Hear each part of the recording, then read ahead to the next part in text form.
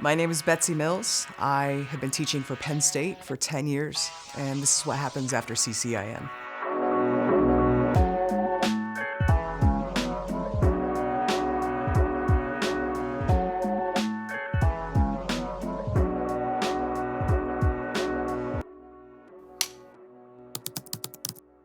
My name is Betsy Mills. I'm a 2008 and 2010 graduate of Ball State University. My master's was in communications, specifically in rhetoric.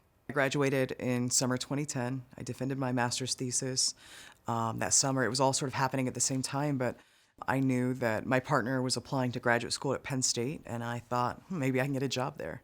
We'll see if they'll hire a 24-year-old from Indiana who's never taught at a college level to teach at this Big Ten school. They hired me. I think they might not have known I didn't have a PhD. I don't know.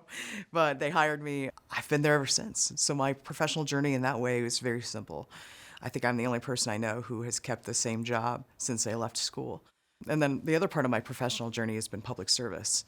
I've always been interested, as you can tell, in political science and in governance and in leading your community. Those are things I really care about. And so the last 3 years, I've really gotten involved locally in our government. For me, it would be Henry County, which is south of Muncie, just a little bit. And so recently I was elected to our county's council. So I'm on the Henry County Council. I'm the youngest member by about a decade.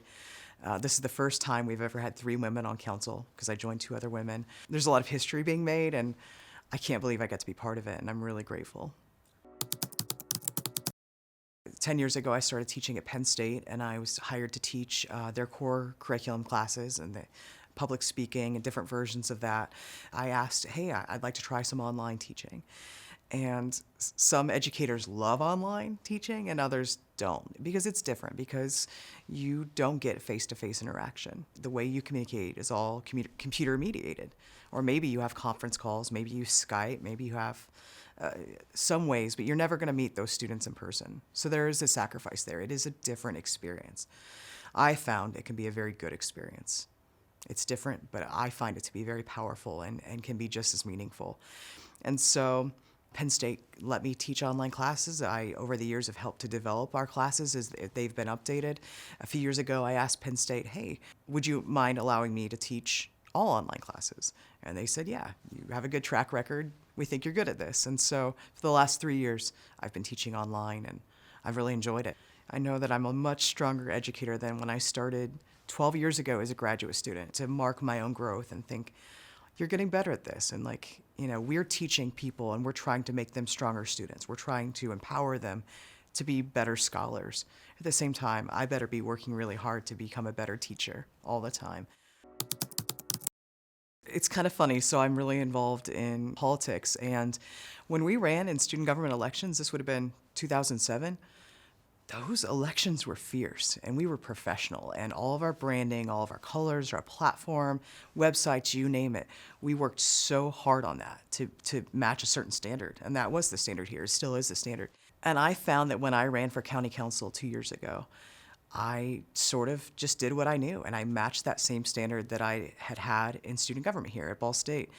And I found that I looked very professional compared to everyone else. And people kept saying, is this a state senate campaign? Are you running for Congress? And it was like, no, I'm just doing what I did at Ball State. But I'm glad the standard was really high because I look very professional. And that's another way.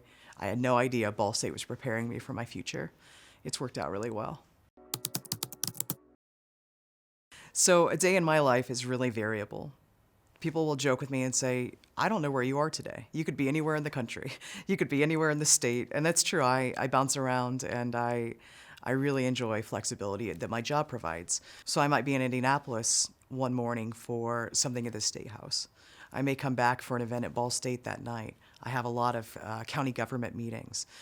I do my grading, not really during the day. A lot of people work 9 to 5. I do a lot of my grading at 10 p.m. watching reruns of Game of Thrones. It's easy, it's great. And I can do that in my PJs, and it's really fun. Today I've gotten to spend the day at Ball State, which is honestly time I cherish. Something that's cool is that I come from a Ball State family. My dad attended. My mom graduated. She came from Ohio. She graduated from here. She never left Muncie after that. I came next.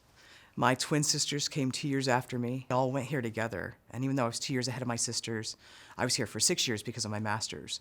And I was on campus all 4 years that Abby and Mandy were. So we got to experience it together. My parents got to come to campus. They would take us all out to Puertas, our friends. My parents would crash student government meetings because two of their kids were in it and they were really interested. And so we even named our first corgi Lucina, and we called her Lucy. And then finally I met my partner here. We met, I was a freshman, she was a junior. We met in Schmidt-Wilson, I think at Hall Council or something. We didn't date then, but we started dating later, but we've been together for 13 years. So we are truly a Ball State family, and I love that so much.